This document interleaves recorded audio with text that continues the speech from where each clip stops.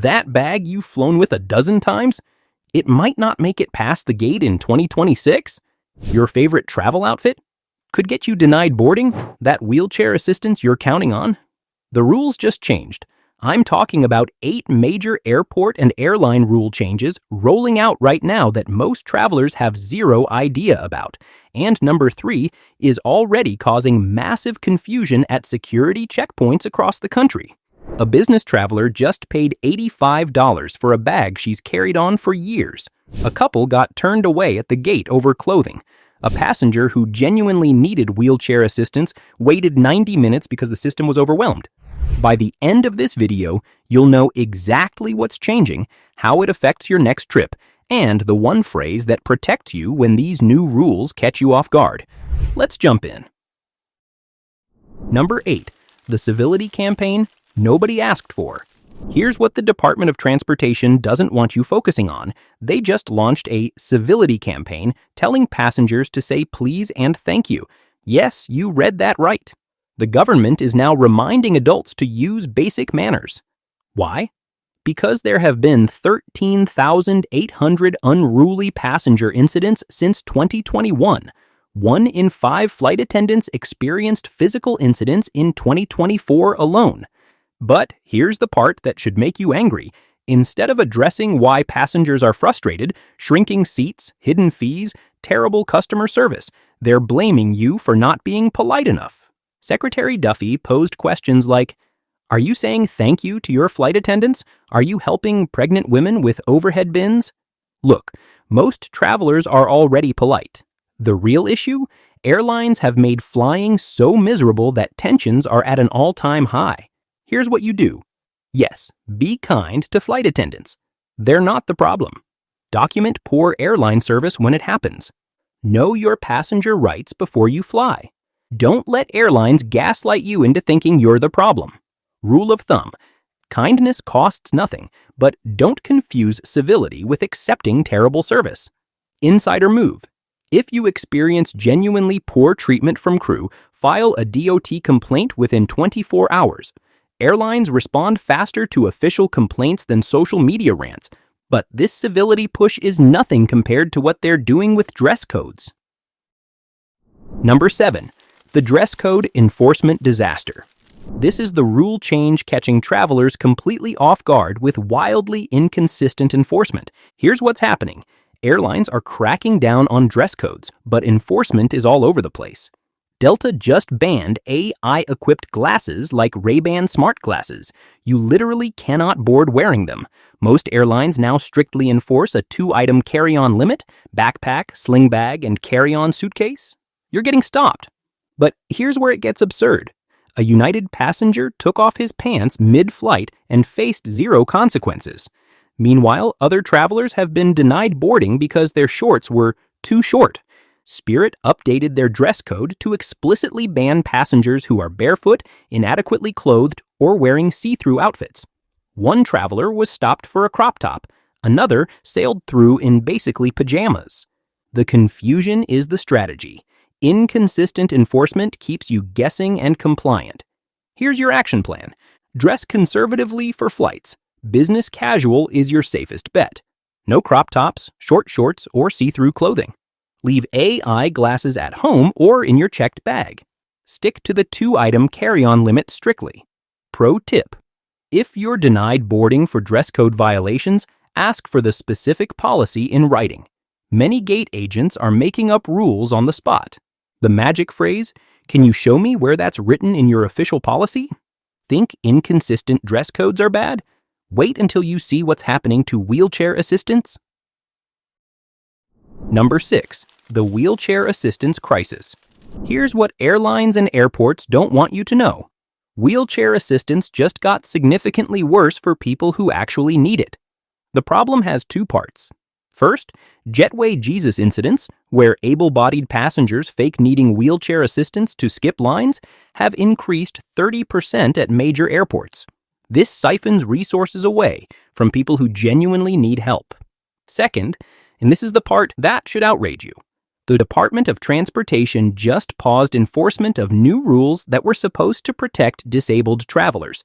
These rules required airlines to return wheelchairs without damage and provide loaner equipment when issues occur. So, let me get this straight. They're cracking down on passengers saying please, but not on airlines destroying wheelchairs. A 74-year-old veteran requested wheelchair assistance for his connection at Newark. After waiting 50 minutes, he missed his flight. United's solution? Rebook him the next day with no hotel because the missed connection was his responsibility. Here's your strategy. Request wheelchair assistance, but arrive 3+ hours early for connections. Document your request confirmation number. If assistance doesn't arrive within 15 minutes, find a gate agent immediately. Consider avoiding tight connections if you need mobility assistance. Insider move. Call the airline 48 hours before your flight to confirm wheelchair assistance is noted on your reservation. Get the agent's name and confirmation number. But wheelchair issues are just one part of a bigger problem with how airlines are treating passengers. Number 5. The aisle lice crackdown. This one has a name that's both hilarious and insulting. Aisle lice. Here's what's happening. Airlines are cracking down hard on passengers who stand up before the seatbelt sign goes off after landing. France just implemented fines up to 20,000 euros, about $23,440, for unruly behavior, including standing up too early. American Airlines installed automated scanning systems that reject your boarding pass with a loud beep if you try to board before your group is called. But here's what's really going on. Airlines created this problem by making boarding so complicated and stressful that passengers feel like they have to fight for overhead bin space. You've also got gate lice, passengers who crowd the boarding gate before their zone is called, and raw dogging, flying without entertainment, just staring at the seat in front of you for hours. The real issue? Airlines have made flying so unpleasant that passengers are acting out of desperation, not rudeness. Here's what you do. Stay seated until the seatbelt sign goes off. It's the law. Don't crowd the gate before your boarding group is called. If you need overhead bin space, pay for priority boarding. Accept that you're not getting off the plane faster by standing in the aisle. Rule of thumb. The plane doesn't leave faster because you stood up. Stay seated. Pro tip. If you have a tight connection, inform a flight attendant before landing. They can often arrange for you to deplane first. Now, if you're finding this valuable, hit that like button right now. It helps other travelers discover these rule changes, and subscribe so you never miss critical travel updates. Okay, here's where airlines are really hitting your wallet. Number 4. The end of loyalty programs as we know them. This is the change that's going to cost frequent flyers the most money. Here's what just happened. Southwest officially ended their 50-year bags fly free policy on January 27, 2026. Your first checked bag now costs $35. Your second costs $45. Southwest is also moving to assigned seating and zone-based boarding with groups 1 to 8, completely ending their signature open seating model. But it gets worse. American Airlines made a change that should infuriate loyal customers. As of December 17, 2025, basic economy tickets no longer earn any AA Advantage miles or loyalty points at all. Think about that. You're still paying American Airlines. You're still flying on their planes, but you get 0 credit towards status or future flights. And now there's something called basic business class. Imagine paying $2,000 for a business class ticket, but not being allowed to choose your seat or earn miles. Delta is testing this on comfort seats and hinting it's coming to international routes. United executives said, not everybody wants the full experience. Translation, we're going to charge you the same price but give you fewer perks. Here's your complete strategy. Avoid basic economy if you care about miles. Pay the extra $30 to $50 for main cabin. For Southwest, book early to avoid paying for bags. Compare total trip costs, not just base fares. Consider switching airlines if your loyalty isn't being rewarded. Insider move. Use airline credit cards to maintain status even when flying basic economy. Many cards offer automatic elite status or bonus miles that offset these changes. But there is some good news in all these changes. Number 3. The free Wi-Fi revolution. Finally, all right, here's the one positive change in this whole mess. Fast and free, or very affordable. Wi-Fi is finally becoming standard across major airlines. American Airlines is rolling out free Wi-Fi for AAdvantage members on nearly every flight by spring 2026. United offers free Starlink Wi-Fi for Mileage Plus members on more than half their regional fleet. Delta provides free Wi-Fi for SkyMiles members on most domestic and international flights.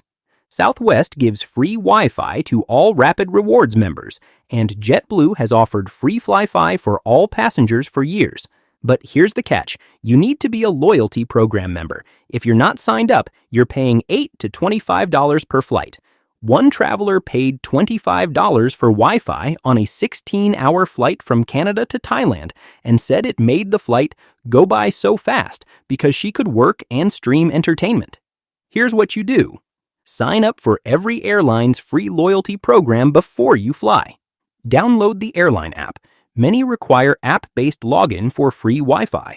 Test the connection early in the flight in case you need to troubleshoot. Don't rely on Wi-Fi for critical work. It can be spotty.